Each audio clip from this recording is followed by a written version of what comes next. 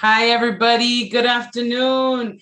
Thank you for joining us today. My name is Eunices Hernandez. I am the co-founder and executive director of a C4 called La Defensa. I really want to thank everyone for joining us today on this conversation on transforming the judiciary and how we bring the movement to the bench. With me tonight to moderate the conversation is Ace Catano, who's an organizer with Ground Game LA and just one of his many roles because he's a phenomenal person. But the purpose of today's evening is to discuss several conversations and events that are happening across the country where we've seen a growing movement within the criminal court system and the court system period. For example, in Pittsburgh, Philadelphia, Houston, and New Orleans, all saw candidates run on unapologetic platforms for elected positions, including district attorney and judges. And not only did they run, but they also won. They won in these places. So it's giving us a lot of good examples of what we could do in other jurisdictions. In LA County, for example, voters have shown time and time again that they are in favor of more community-based services and less carceral responses and approaches to criminal prosecution. This forum will discuss how the movement could affect the judiciary in Los Angeles with the focus on judicial elections. Our esteemed panelists include Frank Bynum, who is a judge in the county criminal court at law number 8 of Harris County, Texas. That's a lot of information, but it's so you can look them up. And all of our panelists are going to be able to talk a little bit more about themselves. I'm just going to do a quick bio overview. Judge Frank Bynum has helped implement sweeping bail reform, which is extremely important in LA County. Over half the jail population is pretrial. Over half the women in the jail are pretrial. So thank you for your work on that. He's been featured in the New York Times, The Nation, the Texas Observer, and the Houston Chronicle has endorsed him as a model for what the rest of the county in Texas can look at, Harris County, but also The Nation. Next, we have Judge Michelle Tong. Judge Tong was born to immigrants from Hong Kong and resides in San Francisco. Prior to her judicial career, Judge Tong was with the San Francisco Public Defender's Office for close to 17 years. Judge Tong was elected to the San Francisco Superior Court in March of 2020 and began her position in January of 2021. Thank you, Judge Tong, for joining us this evening, and thank you also, Judge Bynum. She currently is assigned to small claims where she has a unique opportunity to preside over a variety of civil disputes for self-represented litigants, which is critically important, right? Because oftentimes when we think about judges, we think about criminal courts, but we're talking about judges in all courts, and there's an entire spectrum from family to civil to small claims and even the criminal courts. So I'm really glad and appreciate you for joining us today. Next, we have Professor Alicia Varani with UCLA. I can't say enough about Professor Alicia Varani. She has been someone who has helped us here in LA County, particularly move many waves. And is one of the leaders in developing a pretrial model here that's going to really lead to the decarceration of thousands of folks in LA County, and so folks can go home and also to get the services they need. Professor Alicia Varani is the Gilbert Foundation Director of the Criminal Justice Program at UCLA School of Law. She was previously a Deputy Public Defender in Orange County. She also teaches a course on trauma-informed lawyering and restorative and transformative justice. Alicia is co-counsel on the Colors versus County of Los Angeles lawsuit, a co-chair of the Alternatives to Incarceration Pretrial Subcommittee, and a co-chair of the Court-Related Procedures Ad Hoc Committee of the Jail Population Review Council. So that's a lot to say that Alicia is a big part of how we're going to stop jail expansion and how we're going to build out a beautiful pretrial model here in LA County in the state of California. Thank you, Alicia, for joining us this evening.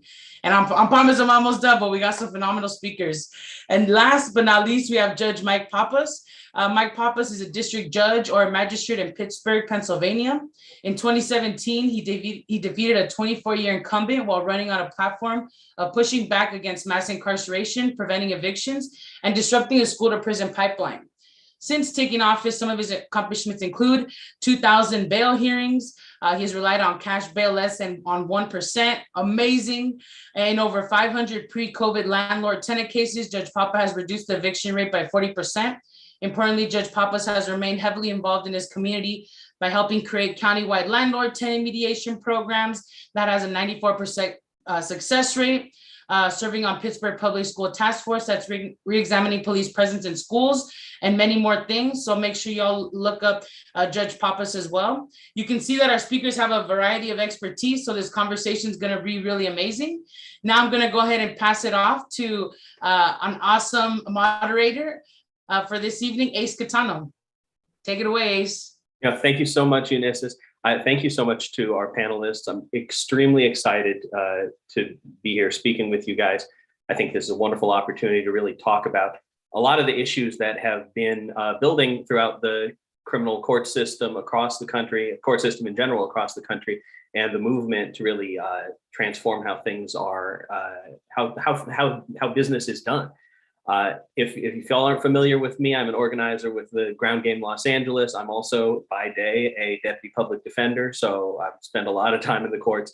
And if you're not familiar with Ground Game, one of the things that we're very interested in is refocusing the way people think about elections to draw attention to the local races, to the not marquee headline races for president and senator, but for things that really can make a humongous difference in the lives of people every single day.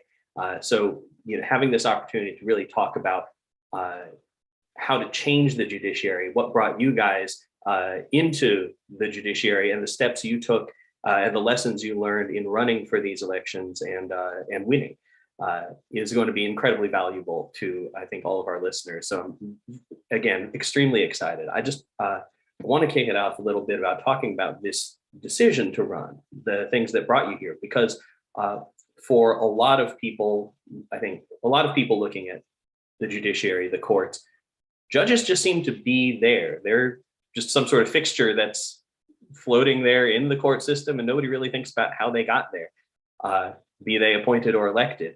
And even for attorneys, oftentimes they don't necessarily think of it as something that they could be, or that that is accessible to them in that sort of way.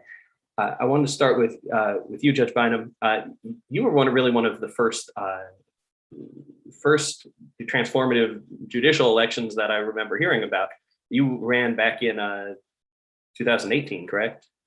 Yeah, 18. Yes. And I'm pretty sure, recently there have been a lot of great successes. I'm pretty sure you're the first one that I remember hearing about as somebody who was really getting out there to run on an unapologetic platform with the support of Democratic Socialists of America to say that something could be done differently. What got you to that point? What made you choose to take that step? Well, I was and thanks for having me, of course. Good to see you again. Good to see you. And everybody. Hello, everyone. What got me into it is being a public defender and a criminal defense lawyer for years. I just got tired of being told by these mysterious people, about that no, my person who's been hurt cannot get, has been hurt by the police, has no remedy, or no, I'm not going to grant you relief, or denied, the denied stamp. I just got kind of tired of it, and so I decided to do something different, and that was it. All kind of started as a lark. So I mean, maybe for somebody to be like that, you saw one of us on a crazy Zoom call or something. I mean, it really can start something as simple as that. What sort of opposition did you have when you began your run? I mean, clearly you were really sticking your neck out there in a lot of ways. Yeah, the opposition comes in kind of waves. The thing about that's important to, like, before thinking about the obstacles is really like realizing, cutting through that shroud of mystery that you talk about, right? Like who exactly are these people, and there are kind of some questions to ask in that regard, right? And so I think before, like the first step is always going to be talking about what is a judge, and what does a judge, look and sound like in your world, to you, how is that a political, a personal, it's important, work, and what does that look and sound like? And then, because judges are people who do address harm, criminal court judges address people who are harmed by police. And then we have legal remedies. In fact, that is our job, is to, remedy harm, and make factual findings, really big, important weighty things, and we have to kind of decide at the threshold what it looks and sounds like in practice. Not every detail, but the principles. And then the first wave of operation of opposition is the kind of the minders of the ballot. So around here it's the local Democratic Party. There's in your neck of the woods it might be something different. It's a strange branch of government because it's the only branch of government I can think of that like you have to have a license to run, right? And you have to have this specialized knowledge to run. You don't have to have it for Congress or anything else really. And so the first wave of opposition comes from the ballot minders, and then you get into the more practical side of the work. Then these commissions on judicial conduct who want to come knocking, right? Who are those people? Just like who are the people who make the licenses and say you can run for this elected office? That's kind of strange. So asking kind of those questions: who are these people? How legitimate is this actually, and how can I make it look and sound different? That is really the core question. Thank you, Franklin. Michelle, I wanted to ask you kind of a similar question. I know, pardon me, I know that a number of public defenders have run from San Francisco in the last couple election cycles, and this most recent cycle, you and Maria Evangelista from the Public Defender's Office were able to take victory. How did it come about that so many folks from the San Francisco Public Defender's Office made the decision to get together and file? Well, thank you for having me. The two election periods were very different. In 2018, there were 4 public defenders that ran. You just mentioned one of them was Maria Evangelista. And during that election, which I was not part of at all, they had run against incumbent judges. So that was a big, let's just say it had a strong ripple effect. And so when I ran, which was, I would say, I think I filed my papers, it was November of 2019. It was an open seat. It was a very, very completely different election. There were my seat, Maria's seat, Judge Evangelista, and there's a third seat. There were 3 open seats. There was no incumbent. And so it was a clean, for lack of another word, sort of election where there wasn't this issue of us or me trying to run against a sitting judge. So, for me, it was very separate and apart from Judge Evangelista. We have completely different backgrounds, and I wouldn't speak for her, but I have my reasons as to why I ran. And the third person had her reasons as well, even though they were all open seats. Nevertheless, people did oftentimes refer to the past election. They referred to, or they questioned my motives and things of that nature. And there's definitely a lot of residue from the other election, which had nothing to do with me. So it was just an individual decision for me. I never really had contemplated ever being a judge, and I think the big difference with my opponent and a lot of other bench officers, I'm sure my co-panelists would know, you run into folks that have probably aspired to be a judge ever since they started law school or whatever. You see those folks, and for me, I've dedicated my whole life to doing social justice work and doing community work, and being a judge is just another space to do that. So that was, just one of the many reasons why I ran.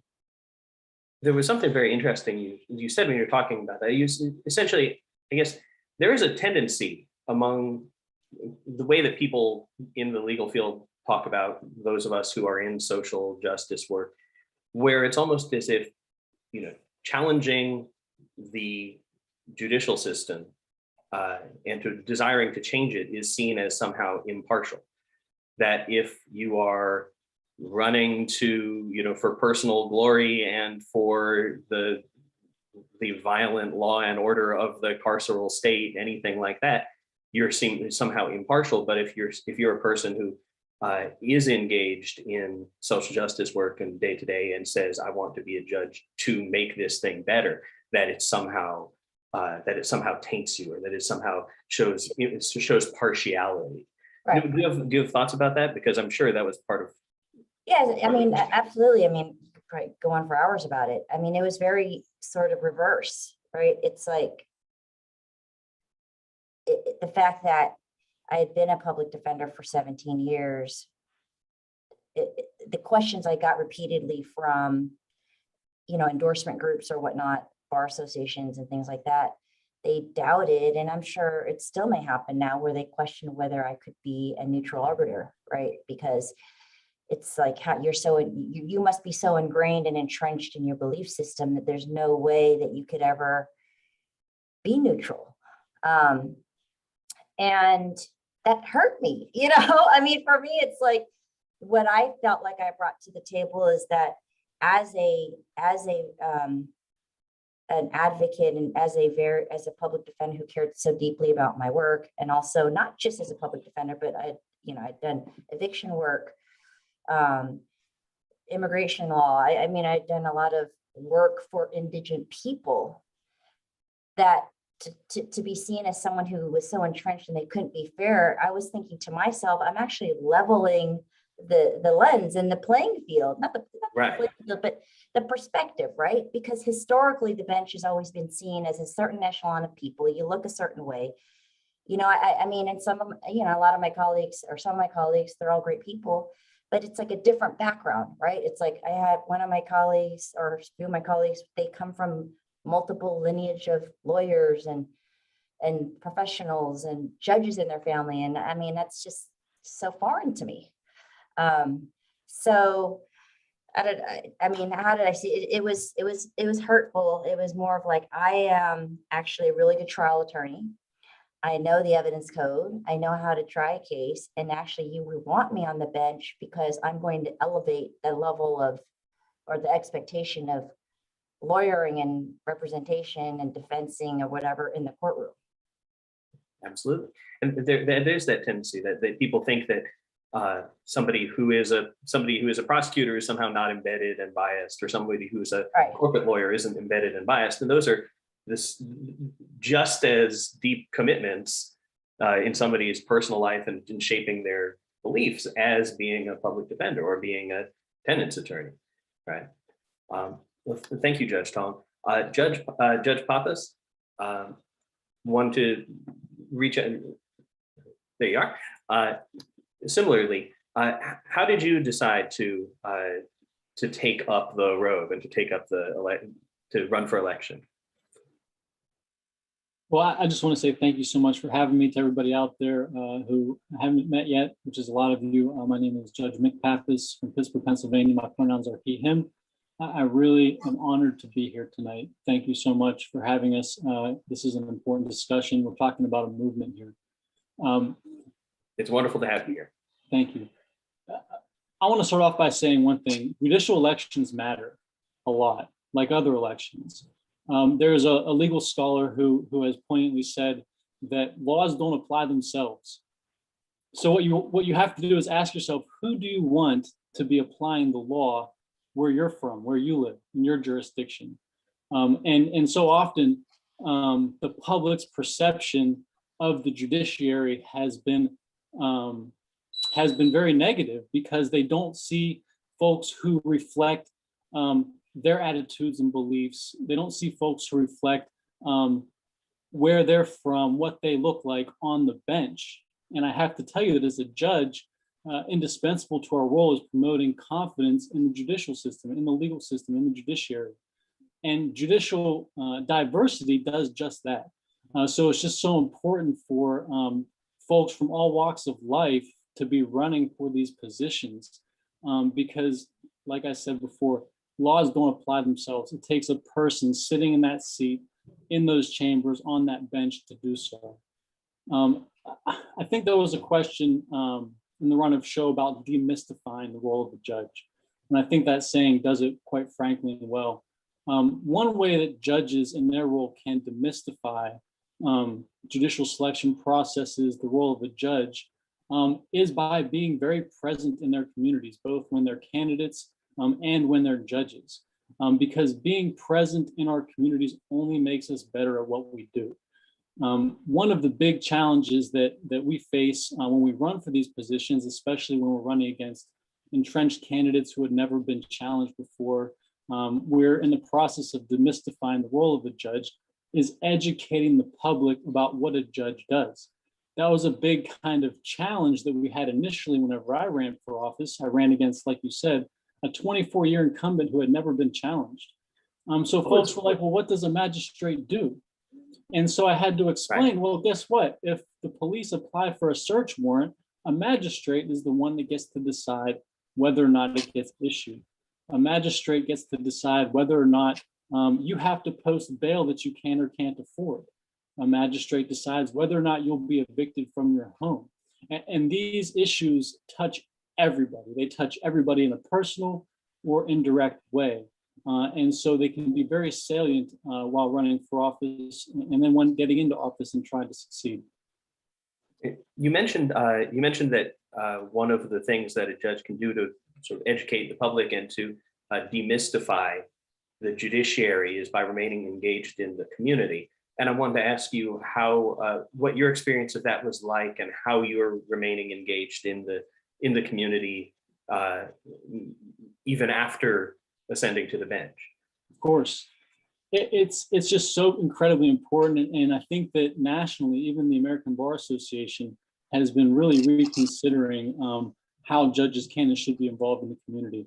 And I think there's oftentimes this tension between presenting an appearance of impartiality and also being present. And I have to say that there's a big difference between being impartial and being indifferent. And the latter is not acceptable, right? And so when you're present in the community, you're showing that you care, you're showing that you're of the people that you represent. And you can still go sit on that bench and set your personal beliefs aside and do what's right and do what's fair under the law. Thank you so much. I want to introduce next Professor Alicia Virani from UCLA. Let's see if, there she is. Professor Virani, thank you so much for being here today with us. Could you introduce folks to a little of your background and work? Sure, yes. Thanks so much for having me. So I'm Alicia Virani. I use she, her pronouns. I'm the director of the Criminal Justice Program at UCLA Law School and a former public defender from Orange County. So appeared in front of a lot of judges, and that's really been my experience in terms of understanding the way that the judiciary works and the impact on the clients that I represented, both in misdemeanor courts, felony courts, as well as in the dependency system when I represented parents who were at risk of having their children removed from their care. And so what sort of projects are you working on now? I heard reference to decarceration, pretrial bail reform. Yeah, so a lot of my work focuses on both educating the public and sort of this demystifying process of helping people to really understand the laws that affect them, the legal process.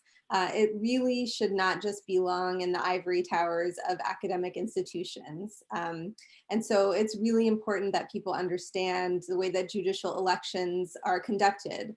For example, understand, as Judge Pappas was talking about, the types of decisions that judges have to make. And part of what I do is really encouraging greater transparency around decision making. So for example, in the pretrial context where judges have to make decisions about whether they're going to release an individual from custody pretrial, most court systems in this state aren't keeping very good data about that. And so it's very hard to understand whether you have a judge who will never release somebody pretrial or a judge who does it all the time, or somebody who falls somewhere in the middle, and what sorts of things that they're relying on to make those decisions, or what amount of bail they're setting, right? In California, our bail, average bail is 5 times the amount of that in the rest of the country. And so do we have judges that are setting really high unaffordable bail? Or do we have judges that are taking into consideration someone's ability to pay and whether or not they can pay the bail amount and secure their freedom.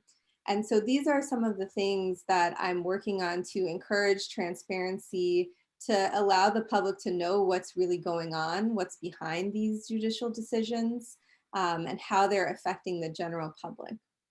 That's something that always strikes me. Things like the disparities in bail amounts between different states, different cities in a state.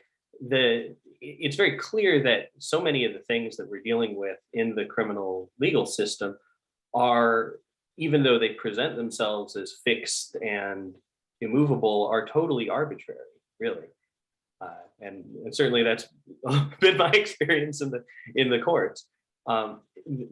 As a criminal justice reform advocate, what are some opportunities that you see in the judicial election practice in this cycle and cycles to come? What things are you hoping to see? What sort of changes are you looking for? Yeah, so I think, again, it's a really big problem of a lack of education. And so most frequently we see judges on the front page of newspapers because somebody they may have released went out and did something terrible, right? Committed some harm or violence. That is very rare that ever happens, but that is often what comes on the front page of our newspaper. And so the general public might have seen that about a particular judge and might think that, this is how I should make my decision, or a particular judge seems very tough on crime. And so people think that that's the right way to go without really understanding what the data is behind the types of decisions that judges are making. Is it true that if you release somebody pre-trial that they're more likely to go and commit some other act of harm and violence? Well, actually, that's not true. And so judges, the public needs to know that and needs to hold judges accountable to these sort of data-driven research discussions that the rest of us are having about how to really make these decisions that contribute to public safety. And so I think regarding judicial elections, it really is about getting more information to the voters. Every time there's an election, friends contact me and family contacts me and asks, which judge should I vote for? And often I feel at a loss, even though I have friends working in the LA court system that can tell me some things about how a particular attorney who might be running operates, or a judge who's running again for re-election. But there's still very limited information. I know that La Defensa, who organized this, has the Rate My Judge app and in here in LA County, where the public can go in and indicate their experience with the particular judge. And things like that are really going to be able to shine a light on what goes on in these courtrooms and who we should be voting for. Spreading that information around is absolutely so important. I've definitely observed that myself. Like, one of the things that Ground Game does is we do produce a voter guide every time there's an election cycle. And one of the things that we were able to put some work into through our partnership with the Public Defenders Union was actually getting some real information about the people running for judge. And even then it was still far less than we would like, but even have something was extraordinarily helpful for people. It's in many ways, this is the way that the legal profession kind of walls itself off from the rest of the world and kind of makes itself mysterious and inscrutable can have real impacts when it comes to trying to figure out who the heck to vote for in an election or how to get that information out to people. Are there particular things that you're hoping to see in the next cycle, sorts of types of lawyers that you're hoping to see run for the bench to change the makeup of the bench? Yeah, so I just read a statistic that said that 65% of the Superior Court judges in California are white. And we know that that's not the racial makeup of the people that appear in front of those judges. I'm not here to say that increasing the diversity in all its forms of judges will get rid of the issue and will stop mass incarceration. But I do think that is a start. As the judges on this panel have indicated, it's really important to be connected to communities that are being targeted by this system, and to understand what might be behind a particular act of harm or violence if it did in fact occur. So I think that there are some efforts, at least here in California, to increase the diversity on the bench. I hesitate to say that I would like to see only public defenders running for judges, because I'm sure, as my fellow panelists know, there are public defenders who become judges who are not always Absolutely. reasons I won't go into and could take a whole while to explain. But I think, as Judge Tong mentioned, it's really about, are you going to consider the evidence in front of you? Are you going to listen? Are you going to listen to mitigating information about the person who's being prosecuted in front of you? Are you going to follow the law? Are you willing to be challenged by the attorneys in front of you? And will you conduct yourself with respect and adherence to the law? Thank you so much, Professor Barai. Judge Bynum, I wanted to ask you about your experiences running for the bench, particularly as someone who was very strongly backed by organizations, by people working on the ground for broader social change. Were you running against an incumbent, or were you heading for an open seat? I kind of it was complicated. The incumbent had a far right challenger that blew him out of the water. He was a 90s era Republican, and he had a far right, kind of the far rightiest candidate. It's so strange we ended up on the same spot on the ballot. It's a very large ballot, and the most far to the left and most far to the right all ended up in the same race. And so the Democrats did not have somebody, because get this about Democrats, right? They love them a moderate Republican, so they didn't really organize to staff that seat, or they put someone there who wasn't really serious about it. So it was really great to outmaneuver them at something at some behavior of theirs that I really despise. And so that was really great. And then in the primary, it was just, we're surfing the wave lower on the ballot, right? I mean, so we're getting our message out there, and to the point, about the. How much was it a movement project? So it was huge in that way because what having people, right? Just my people, whoever they might be, right? Backing me up, helping me out in all kinds of ways, whatever way they can or want to. That really that empowered me. So when I went into these meetings with the kind of the ballot gatekeepers, the local Democratic Party and such, and they said, listen, we hear you talking about the harm that like police do, and we hear you about like what you want to do about it. Could you maybe not talk about that at all? And you just have to sit there, right? And this is one of the unpleasant tasks of taking this up, is you just have to sit there and say, thank you so much for inviting me. No, there's no chance that I will change what I'm saying. Thank you. And then you walk out and you go to your friends and you say, can you believe what these people said? And then go back and go about what you're saying. And so when, this next wave of opposition that's really swelling up for me right now, and I know that y'all are familiar with, my colleagues are familiar, is, the police foundations, the local DA who is a political actor and who has more free reign than we do to speak publicly about cases and not be disciplined for when she does break the rules. But that is a whole other level of opposition. And the thing is that I'm super fond of two sayings, right? I think only two.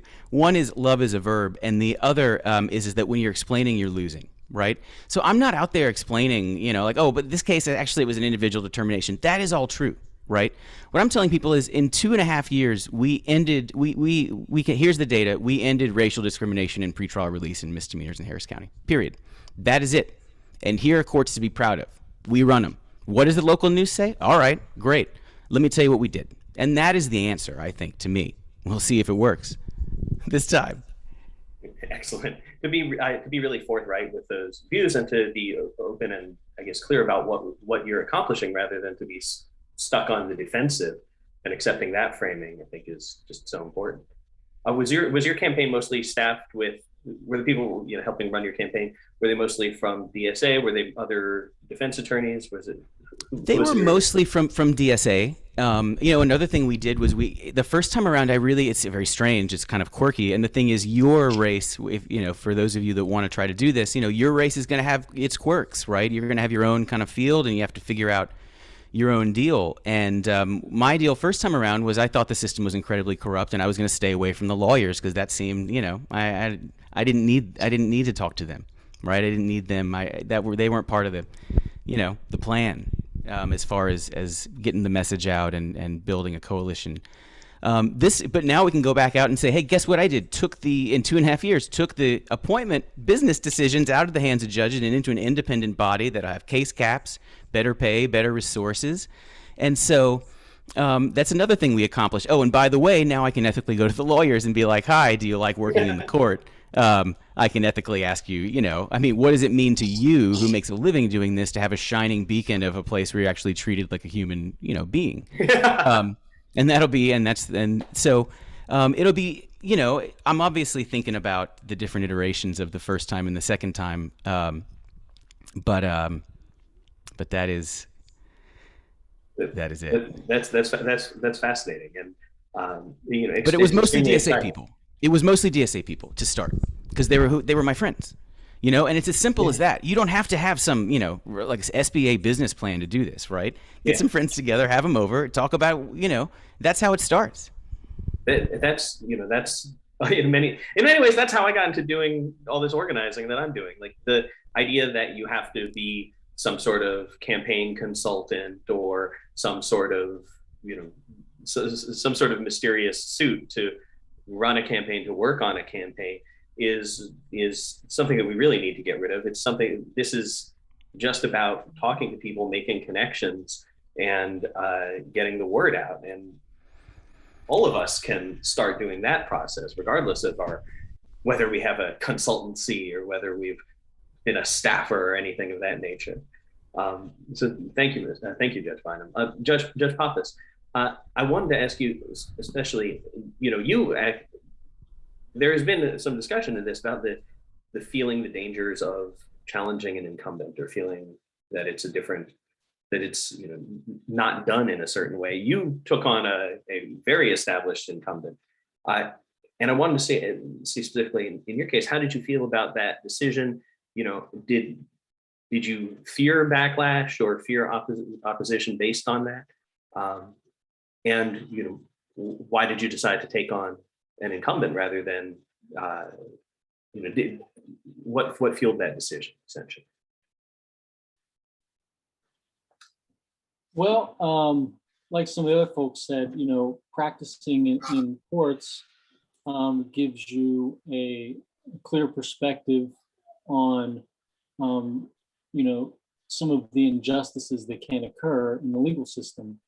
And, you know, coming from a background, being an at-risk youth, growing up in a household with an incarcerated parent, losing loved ones to gun violence and addiction, you gain a certain perspective of the legal system. All of this occurring for me during the 80s and 90s, you know, during the massive and unprecedented expansion of the US prison population that is axiomatic at this point, so it doesn't need to be discussed in great detail. I think that folks who are considering running for judge need to think about a few things. And this is, if you run, I guess, for any position, what promises are you going to make to yourself at the outset? Because you've got to have kind of a compass, and you've got to stick to some of those standards that you set out for yourself. When I first ran, I knew that there was a bit of an opening to talk about mass incarceration, to say those words. And so I committed to, and I made the promise to myself that I would say those words over and over and over again until folks in the low-income housing communities that I represent, until folks in the more affluent communities that I represent, and everywhere in between, were thinking about them. I made a promise to myself, coming from a community organizing background, having done that for years before taking on law school, that I would knock on a heck of a lot of doors, and I would talk to people about addiction, and I would talk to people about mental health crises, and how those things affect everybody. And no matter where I went, I would hear stories, and I would, even recently, this past year, I was working on a campaign. I knocked on a door in a neighborhood that's in the outskirts of Pittsburgh, and I had a window sign, and I found a nice, 75-year-old white woman who became a supporter, and I said, "Which window sign do you want?" And I showed her a couple, and then I showed a window sign that said "End Mass Incarceration," and she broke down. The last reaction that I expected, but that's what those words elicited. So folks just have to make certain promises to themselves, and then go out and spread the word, because this message is more pervasive than you may think. Thank you so much, Judge Pappas. Also, you mentioned you had a community organizing background. How did that play into your campaign process? Were there groups that you had been working with who were supporting you or participating in your campaign? Or yeah, I mean, I grew up in the neighborhoods that I now represent. I represent 3 wards in the city of Pittsburgh. I played baseball in the 8th and 11th wards. I played football in the 10th wards. So a message that I shared with folks is that, look, I didn't just drop out of nowhere. I'm from here, and I care about this community. Another part of it was that I did make it out of my neighborhood, and I achieved an education, and I came back to contribute to my community and give back so much of what it gave to me, an opportunity to do just that. And so, I started off organizing. I knew that I wanted to go to law school eventually. I knew that the levers of making change in the community oftentimes involved in law. I also knew that it was important to be with people. I think did we just lose you? Is your mic okay? Sorry, I just lost the last couple sentences. I'm sorry. Can you hear me now? Yes, I can. Okay. So it's a process. It was a process for me. But another promise that I made to myself from the outset was that I wasn't going to run to get name recognition or anything like that. I was going to run to win. And most recently, when I ran for a countywide court, I took a little bit of a different approach. For me, this time around, it was largely about the movement, not just about me. And what we were able to do is translate this last cycle here in Pittsburgh into additional seats in Magistrate District Court. We tripled the number, hopefully, of African-American women that will be on our county court bench. We had a slate of 8, and 5 of which made it to the Democratic primary, all supported by social justice organizations, a coalition of collaborators pushing for social and economic justice. That's fantastic. Thank you, Judge. The next question I have for Judge Tong. You're operating in a interesting place right now. You're in a small claims court, and so can you tell us a little bit about like what your day-to-day is like? What sort of cases you're seeing? What sort of role you're filling? Because this is different than the judge in a criminal court that some other people might be imagining. Yes, it was definitely a return to law school and dealing with contracts and torts and all these issues that I had not thought about in a very long time. Did never imagine that I would be thinking about. But I realized that actually this is very learnable, and having not just the PD life, but the other areas of law that I've done was actually very helpful. I would say, so I do have calendar every day. It's a garden variety of civil cases. What I like about small claims is it's really a kind of a little snapshot of all civil cases, because the only difference is that it's just the jurisdictional limit of $10,000 in California. So I see everything from breach of contracts, torts, property damage, car accidents, suing fertility clinics, security deposits. I mean, and when I talk to my colleagues, arbitration clauses, when I talk to my colleagues about some of these legal issues that are my civil colleagues, they're shocked to hear some of the cases. Property disputes. I mean, there's really, I mean, the difference is that there's no lawyer. So there's an expeditious process with small claims. That's a particularly interesting part of that. Because you're dealing with the people involved in these disputes directly without a lawyer, without that buffer of a lawyer. I guess you have a very large role in that proceeding. Like how do you work to ensure that everyone has a chance to be treated with compassion, to be treated fairly, going into the system as they do, without counsel? Yes. I mean, I think there's actually a more direct, it's like direct access, right? This is as like direct access as you can get because the litigants are talking to me. They're talking to the judge. So, and I'm the fact finder and I'm asking the questions and I'm listening to the legal issues. So I think just having that access to the judge, I think is something that is unique in small claims where you don't have the buffer with judges. I mean, with lawyers, I mean, you have family court as well. A lot of people are self-represented litigants, but this is all it is in my court. And obviously there's within the confines of procedure of 10 minutes for each side, et cetera. What I enjoy is that I can recognize inherent race, class, gender biases that come with a litigant, right? So you have people that are much more comfortable owning their space and talking over people and being more forceful. And so I think over the other party, and it doesn't matter if they're the plaintiff or the defendant, or they're the landlord or the tenant, it doesn't matter. There are just these power dynamics that are inherent in our society. And I get to observe that and sort of try and level things out, right? And give space to the person who's not so used to owning their voice and to give them that opportunity. At least I try to. That's what I think. They may say something else. Or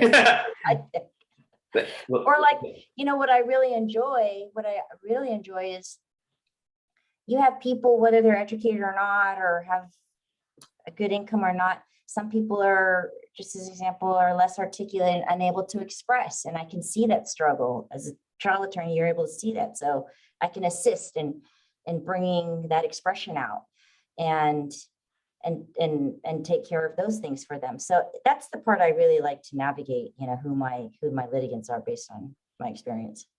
That's amazing. That's something that's so, I think, very important in the legal system, and also something that maybe a lot of conversations about the judiciary and about running for judge and maybe not considering or not thinking, leaving that part out. So thank you, Judge Tong. I wanted to pose a question to kind of everyone, actually. Feel free to chime in however you like. We've seen a really strong movement in the last several years away from mass incarceration, away from the policies of criminalization that so damaged communities across the country throughout the 80s, 90s, early 2000s. As we're moving towards alternatives to incarceration, as we're moving towards looking for new solutions to the criminal system, what do you guys think that the role? What are some ways in which judges can really take a role in undoing mass incarceration and fighting against it? Feel free to leap in. This isn't directed at any one person in particular. I can jump in and then get us started. So I think one of the things is that, as justice system stakeholders like public defenders and district attorneys are pushing different policies and different practices, judges really need to understand why they're doing that and to really follow those. So for example, here in Los Angeles County, we just elected a progressive prosecutor, George Gascon, who initiated some fairly progressive pretrial policies. And then what we're hearing on the ground is that judges are refusing to follow those policies, even when district attorneys are arguing for release of somebody pre-trial, which that also may happen rarely, but when it does happen, the judges are still not considering those arguments. And so I think it is really incredibly important that we bring judges along on this journey towards really figuring out what is the best way to approach harm and violence, and really think about how do we communicate to judges that the decision that they made to release somebody pre-trial allowed that person to enroll in college on time and go to college and get their degree. And that was actually the right decision to make, right? Or the decision for that judge to dismiss a case in the interests of justice, which they have the power to do, that actually allowed somebody to reunify with their children and provide a stable household for their children, right? And so how are all of these successes that people can have if they're not entangled in the criminal legal system, how do we communicate that to judges? And we're starting to do that here in Los Angeles County. We're hoping to embark on a judicial training and education effort around these issues so that judges can really understand the impact that they have on people's lives, to encourage them to go out and see the various types of services that exist in the county and the alternatives to incarceration that they have the power to order and to issue, and to really empower them with different tools. I think that it's just been so long that many judges have practiced in a particular way, and they're really sort of invested sometimes in these legal fallacies around, you know, if you're poor and you're charged with the same thing as somebody who's rich, that rich person is going to get out and that poor person is not, but they're the same risk to the public, or have the same lack of risk to the public. And yet that practice continues to happen over and over again. And I think part of it is custom practice. Part of it is out of fear, I think, of being, you know, blasted in the media or concern about what might happen. And part of it is just really not having the tools to know that there's another way. And that's, again, something we're really trying to build here in Los Angeles County, is a pretrial release system called the CASA model that really will support people who are released pretrial, will connect them to resources if they need them, will send them text message reminders so that they will remember to appear in court, and to let judges know that these are all things that have proven successful in other jurisdictions, and that we can do that here too in Los Angeles County.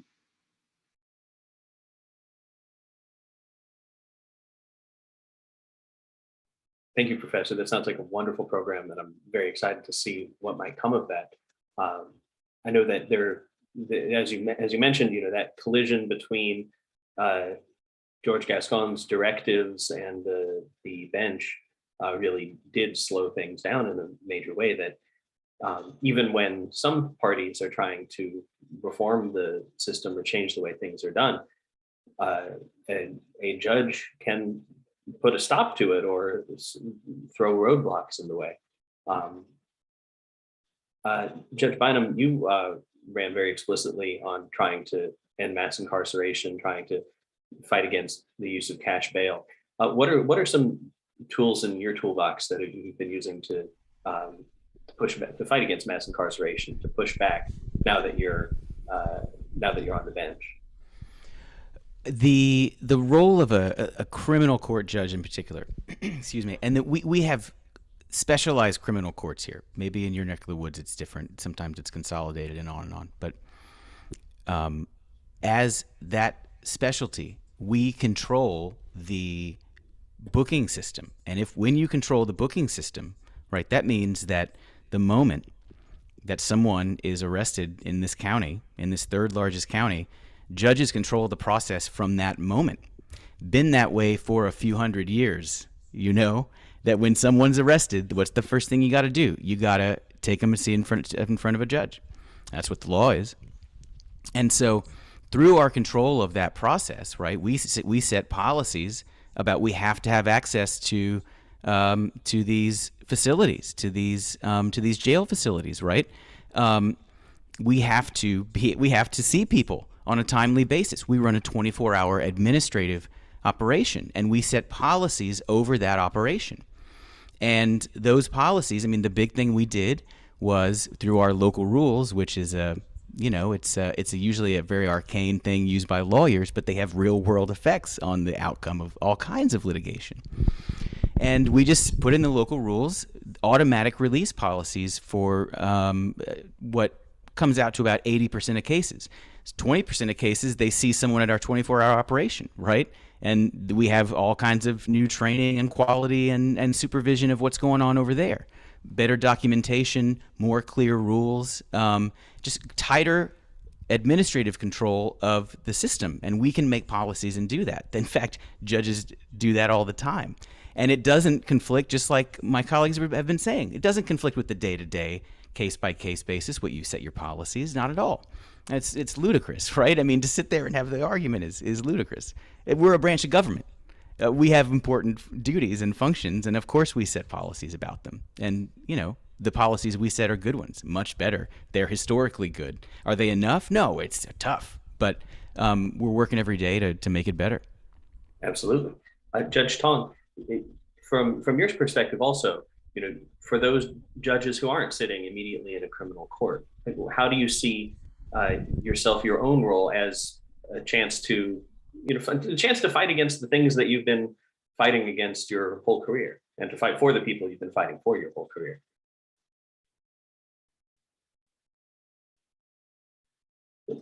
I don't have an opportunity in small claims to deal with mass incarceration. But I think the ways in which it arises are with litigants that have a lot of issues, residual issues that flow from incarceration and mass incarceration and their own experiences of having their own case, right? Like there are civil effects, whether it be with housing, whether they've lost their property, whether it be an unlawful arrest or something against the police, or just recently I had a homeless encampment was taken down.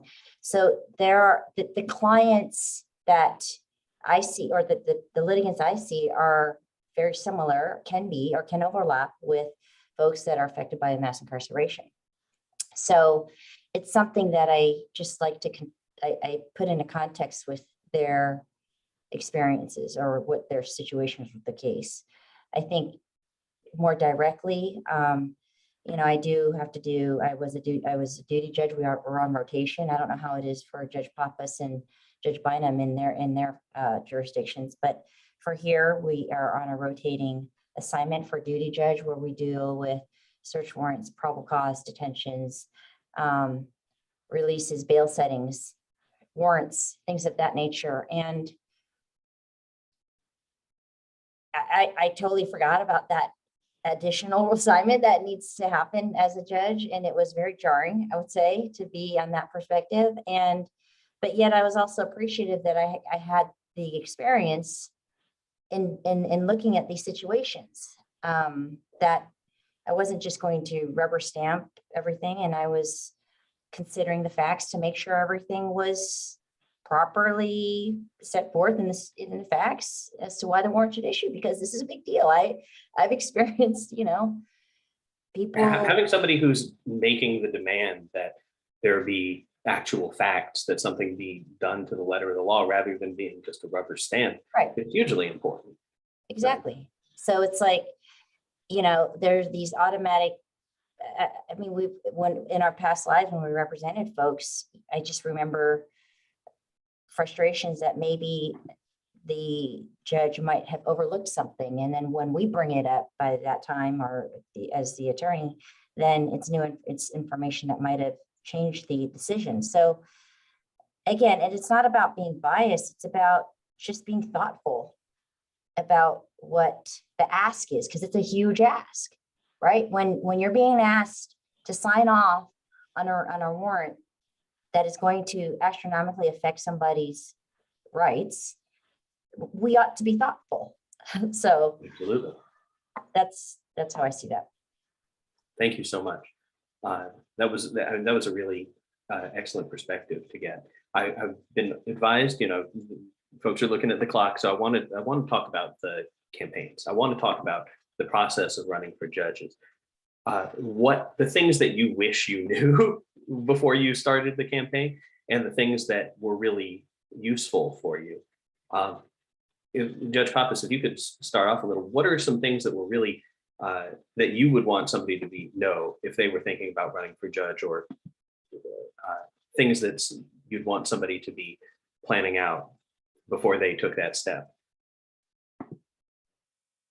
Well, I certainly encourage folks with a community organizing background to consider running for lay judge or going to law school and eventually running for a judge that requires a law license, because the best quality of a community organizer is listening, and that is also the best quality of a judge. Like Judge Tall mentioned, giving someone an opportunity to be heard is vital to our democracy. Having a forum where someone can come and resolve a dispute through nonviolence, through the law, and in an honest application of it is just extremely important. I also want to echo something that Judge Bynum said, which is that judges don't just make decisions in individual cases. It's an extremely important function of what they do. It's what everybody who watches Law and Order thinks of a judge. But judges also set policy for the courts. Judges in Allegheny County, a board of judges approves local rules of procedure by majority vote. So it became a policy of the courts to create a housing court. It became a policy of the courts to create a drug court, various diversion courts, an office of pretrial services, so on and so forth. So getting back to your question about running for office, we're here to talk about transformative justice. And, I'm somebody who obviously reads case law, reads, law review articles, stays astute on what's developing in the law. But I also read the works of activists, the works of journalists like Emily Bazelon, like Miriam Kaba, who talks about just restorative justice from a very authoritative standpoint. And what she says is that we can't necessarily expect to obtain the restorative justice the transformative justice we seek through the system itself. In fact, transformative justice is a community-based process. And so one thing that we as judges really can do, and one thing that I would encourage folks to do both when they're running for office and then when they're seeking to achieve success while in office, is to bring it back to the community.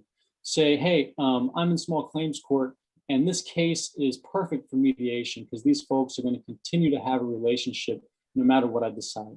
So let's create a community mediation model. Or this is a perfect case for pre-release diversion because it's an alleged juvenile offender with a fairly stable background. And I really think that if I could find the right organization to act as their surety rather than a bail bondsman, that it could do great things for them. So one, keep in mind that community is the center and essential to transformative justice. And number two, once you're trying to achieve success as a judge, bring it back to the community and ensure that they're centered in that policymaking process and being mindful of them while making decisions. Thank you, Judge Pappas. Judge Tong, when you began your campaign, I'm sure you were able to draw on some of the experiences of your colleagues when their experiences with running. How did you form your campaign? How did it become set up? What did you do to get to where you are? I did talk to my former colleagues that ran. I had very little experience. I mean, I'd worked on campaigns, but after being a candidate, like what I'd worked on was like so tiny in terms of what you actually know and need to know. But for me, I saw it as doing a trial in many ways, right? Like I did everything and created everything in a way that I know I needed in order to make things smooth, efficient, and reliable, I guess. And I only had my campaign cycle. I don't know what it was like for Judge Bynum and Judge Pappas, but I had about like 100 days, 90 days to do my campaign. And so, you know, from everything from my signage and my colors, which you see behind me, I was very involved in all of that because whatever I was putting out represented me, right? So I needed to have a lot of ownership over it. Another person might say I was a control freak, but it was important that what was putting out there represented me. And I'm responsible for it, especially as a judicial candidate, right? So, and obviously I did have some experience. I was mentored about, you know, what needs to roll out first. The website's really the least important thing because no one really actually goes to the website and you know, things like that. So I think I also learned that for people who are aspiring to be judges, you cannot, I don't know about my co-panelists, but at least for me in San Francisco, I didn't feel that I could only rely on my criminal defense public defender world. That world is very small, and people in the greater society, you know, in San Francisco, they don't know only about public defenders. And I fortunately, similar to Judge Pappas, I lived and worked in San Francisco for 23 years and before and after law school. And so a lot of these organizations that I worked with and these people are still around. So even though I had lost touch with them, from the immigrant rights community, from the API community, from eviction defense community, even though I had lost touch with them, they knew I was still doing the work, and I could call them up, and it was seamless to say, look, I'm running for judge, and their support was automatically there. I think the hardest part was really a personal thing that I had to deal with, which was putting myself in the public view. I don't like that. Who is it that said they're not in for name recognition? That's just not my thing. Even though I could do it, I can make it. That's just not my natural inclination. And to constantly be out there to talk about myself was very uncomfortable, but it also became a place where I don't even know who I'm talking about. I know I'm talking about myself, but I don't feel like I'm talking about myself. And asking people for money because judicial campaigns are expensive. And the thing that still bothers me to this day is the fear of, you know, I'd be at a market and I would campaign and I'd introduce myself to somebody, and then, you know, 10 minutes later, they'd come back and I would say the same speech to them.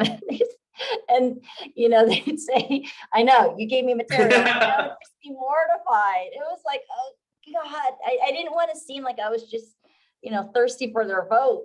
You know, I am actually like a real person, but I just couldn't remember everybody, you know, so that like still burdens me to this day. And Judge Bynum, what were your experiences like on the campaign trail? What was it like doing? You didn't have the support of the Democratic Party during your campaign, correct? Right, but they don't really campaign. You know, they don't. Okay. I guess they have a direct mail campaign. They want you to go out and raise money and just kick it up. You know, kick it up to them, and don't worry your pretty little head about saying anything or standing for anything, or, you know, please have a seat and be quiet. You know, that's really what the Dems are about. Now it's gotten much better. It's gotten much better around here. We have a new local chair, and, you know, all these things build on one another. You know, something that really sticks out for me is how, as I listen to Judge Pappas, as I listen to Judge Tong, is the importance of doing it your way. And that includes campaigning. You know, on any given Tuesday, you know, I would, you know, in maybe descending order, you know, do I want to go to a local Democratic Club potluck that night? Do I want to go to the DSA reading group, or would I, you know, I forgot if I said ascending or descending and what that would even mean, but like I would rather probably just stay home on Tuesday because I'm exhausted, you know? And it's a whole, like, it is a commitment and it is a grind, but it's important to do it your way, because if you're not campaigning your way, you're not going to be judging your way either. Because the other thing I keep hearing is just like what a daily grind it is. You know, this is a daily, you got to go to work every day. You know, I mean, people in the legislative branch, you know, they go on and off and stuff. I mean, we're Monday through Friday waking up, seeing people every day. It is a grind. And but it's a beautiful grind. It's democracy in action. I mean, presiding over a jury trial is one of those beautiful things. I think I've one of those beautiful democratic kind of expressions that I've ever been a part of. I mean, I love doing it as a lawyer, but seeing that is some of the most direct people power we have in our democracy. I mean, when do you look out in the world and get inspired about how good democracy is doing in this country? With a jury trial, you can actually conceivably get that. Absolutely. I have the same experience when I'm trying a case. As soon as we swear the jury in, I'm an anarchist and whatever. But then for like that little minute, I'm like, yeah, this is good. There's an element of performance in being a lawyer. There's an element of performance in being a political candidate. There's an element of performance in being a judge. I mean, when I started being a judge, I looked at my friend who I met in DSA and now runs my court, and I'm just like, well, it's a new character. There's a new character today. It's the same character. It's who I said I would be. But I mean, it's like the very first thing I said. If you got to figure out what it looks and sounds like, what you want it to look and sound like, and then do it on the campaign trail, do it in the courtroom, and do it your way and don't let it up. Definitely. Never.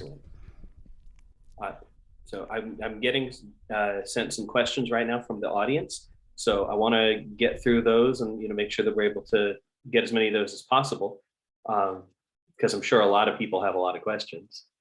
And thank you all for being here. The first one I have is from Ji Young. She asks, would someone with mostly administrative law experience be considered qualified to run for judicial office?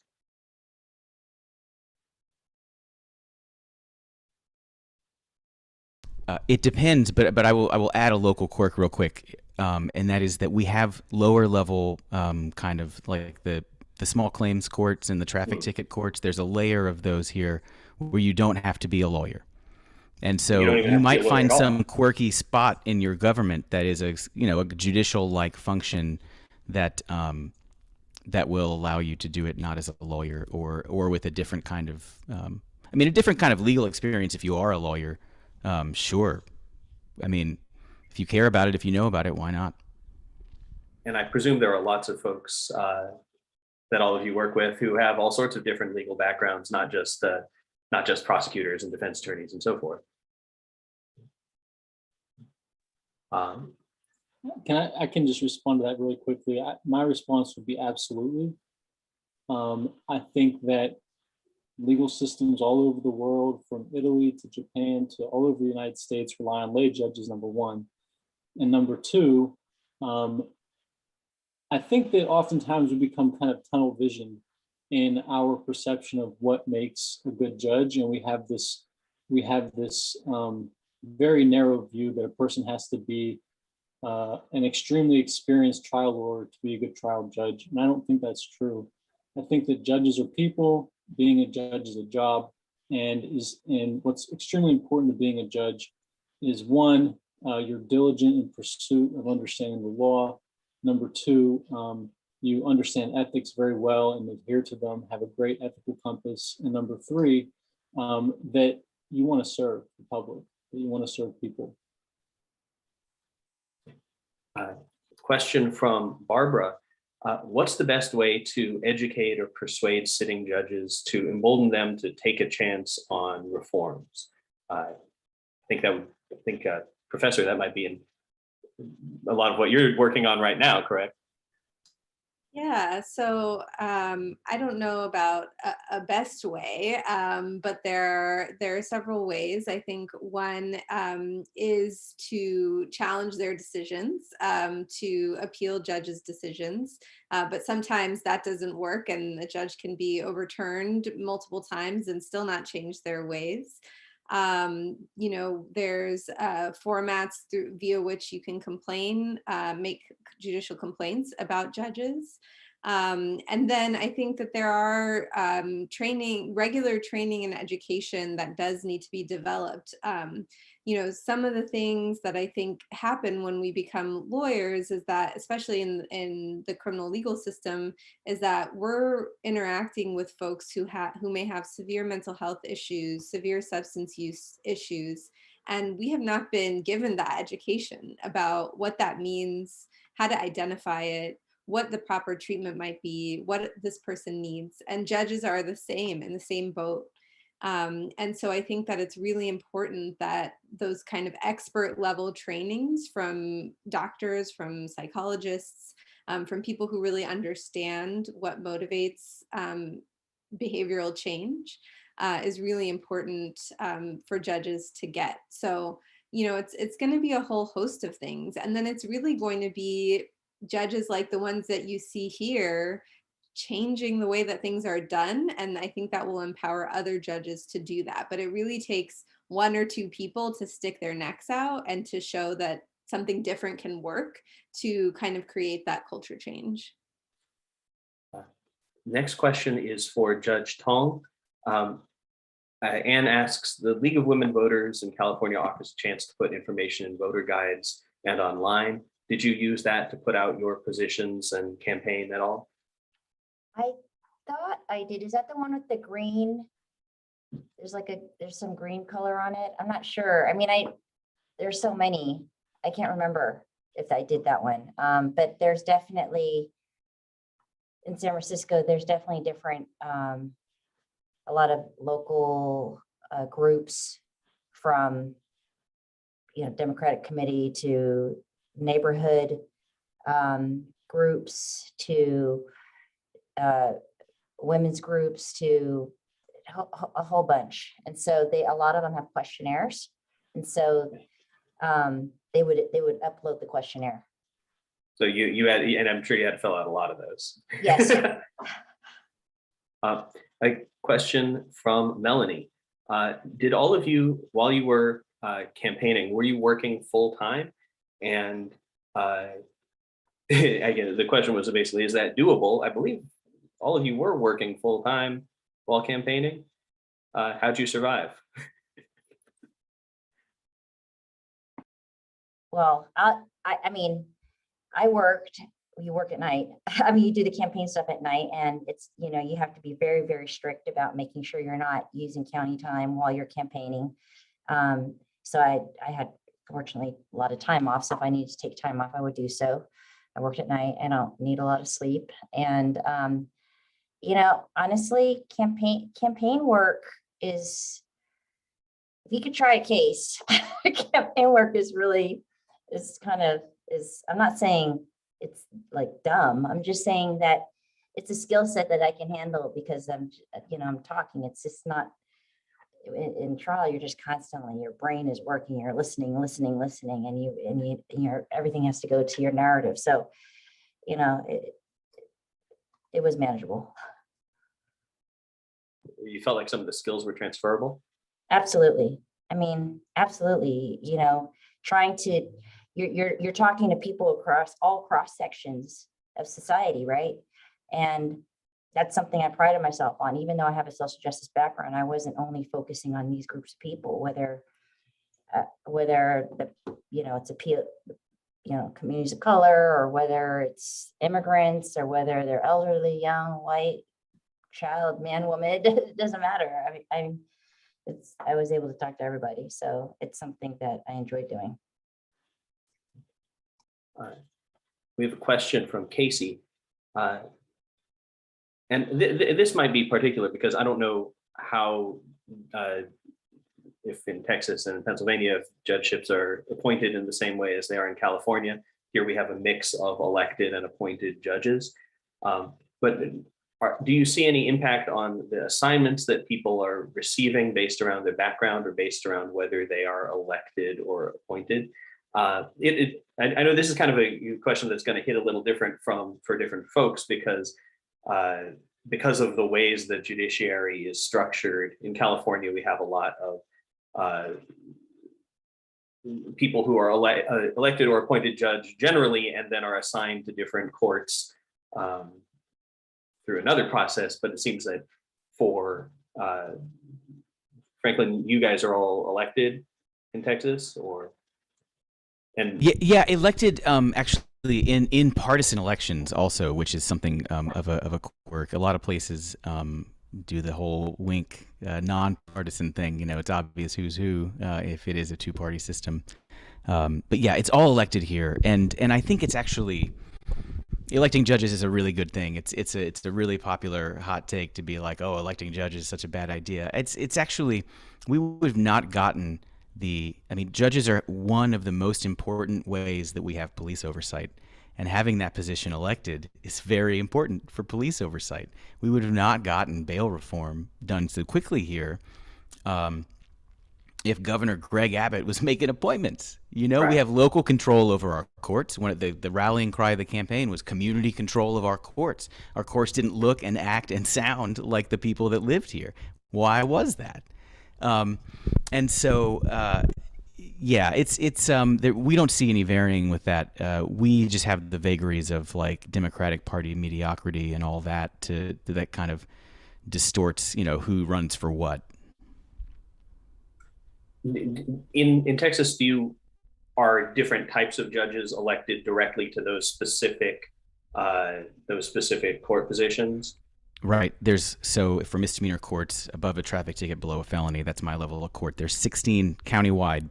It's countywide jurisdiction. 16. So 1/16 of each misdemeanor case falls into my court. So, and it's just kind of a scramble. You pick, you write that position on the petition, and you go out there and talk to people. And that's it. So structurally, for where you are, you know, for a judge in California, they might be in a misdemeanor court, and then after they've gained some experience, be transferred to a felony court. In your case, you ran for a misdemeanor court. If you were going to go to a felony court, that would be a matter of running for a different position.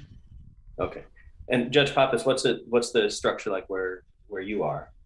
Is it similar to that or somewhere different? We also have partisan judicial elections here in Pennsylvania. We're I guess 2 of 7 states, Pennsylvania and Texas, to do that. I think your Superior Court judges in California run nonpartisan. I think that's what I read. I support nonpartisan elections for judges. I'd like to be able to talk to, you know, conservative folks about the excesses of the criminal legal system without being labeled one party or the other. You know, but unfortunately here it is partisan up and down the judicial totem pole, so to speak. You know, one thing I would say is that, you know, judicial elections, again, we're talking about transformative justice, are not ends in and of themselves. It's about building community power.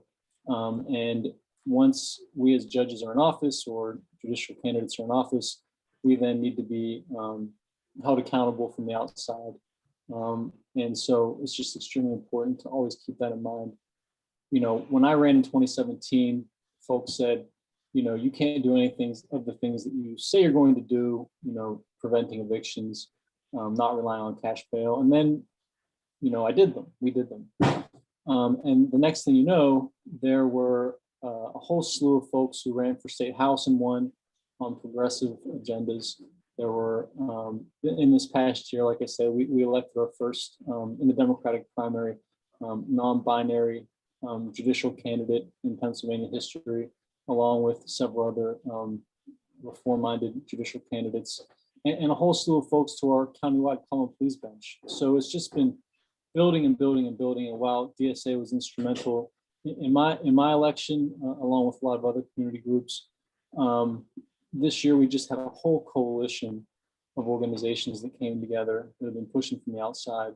And just to kind of keep in perspective that no matter how you run or what the various machinations of your election process are, it's at the end of the day about transformative justice and building community power. Fantastic. Thank you so much. We're running out of time. I'm about to kick it back to Anisis to close us out, but I want to ask one final question to all of you. And thank you again so much. This has been incredibly powerful and enlightening. I hope there are some people listening to the talk today who are themselves lawyers and who are looking at that paperwork, getting ready to file, to run. What is the one thing that you would want them to know? What's the first thing that they should have in mind? I'll just go around the circle. What's the first thing you wanted to make sure they do? Judge Pappas? Let me see. I would say know your numbers, know your numbers, know your community, know what their preferences are, and also kind of approach it from a clear-eyed perspective, because it is a major commitment to run for elected office. So it's not something that you do, hey, let's, I got an idea. It's something that you really got to commit to and be passionate about, public service. Judge Tom?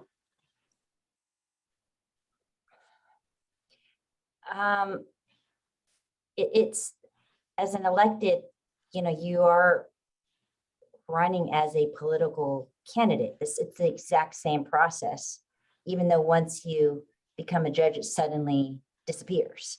But the process up and throughout is the same. So that means meeting with all the elected officials and the groups and cold introducing yourself and trying to convince people that don't know you to endorse you. And you are going through that game, so to speak. And if you're not ready to do that and go all in, then, then you have to reevaluate. And it's kind of like what Judge Pappas is saying, is like, know your numbers, because it's not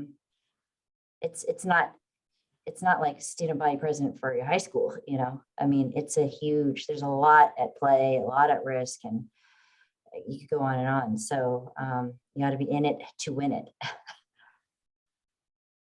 Judge Bynum? It's exactly what she just said. Put your whole self into it. Take a risk. That's that really is what is on my mind. Take a risk. Who cares? Don't be afraid of losing. People do this.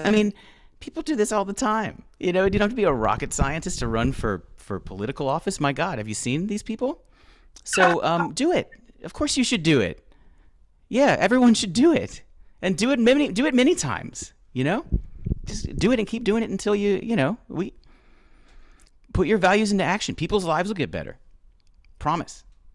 I think that's the perfect note to end on. So I want to thank you all so much for this. This was wonderful. Let me pass it back to Eunices, and she'll close us out. Thank you again. Thank you so much, everybody, for joining us this evening. Thank you to our incredible panelists, Judge Frank Bynum from Houston, Texas, Judge Michelle Tong, who's up in San Francisco, California, Judge Mike Pappas, who's joining us from Pittsburgh, Pennsylvania, and Professor Alicia Varani from the UCLA Criminal Justice Program, who's joining us from our very own LA County, LA. Thank you so much to our amazing partners at Court Watch and the UCLA School of Law for helping us organize this event. This event is called Transforming the Judiciary, bringing the movement to the bench, because that's what we're trying to do. I hope you all, I just want to say last note, and it's in the chat, I am very much inspired and have a lot of hope from hearing this conversation. We have a lot of movement to make here in LA County and across the judiciary, but y'all are showing us that it's possible, it's doable, and it's transformative. So thank you for your time. And thank you everyone who tuned in tonight. Please look at the chat to follow the organizations that organized this event. Thank you to our amazing, facilitator, moderator, Ace Katana, for being with us this evening. And yeah, just follow us. And if you're interested in running for judgeship, keep following this space, because this is one of many programs that we're going to be putting together to help provide information for folks, for those that are interested, so that we could help create a slate of judges here in LA County. Just like y'all had this 8 slate, we want a slate of 8 down here too. So thank you so much for your time this evening, and I hope you have a great weekend. Thank you everybody for tuning in. Take care, y'all.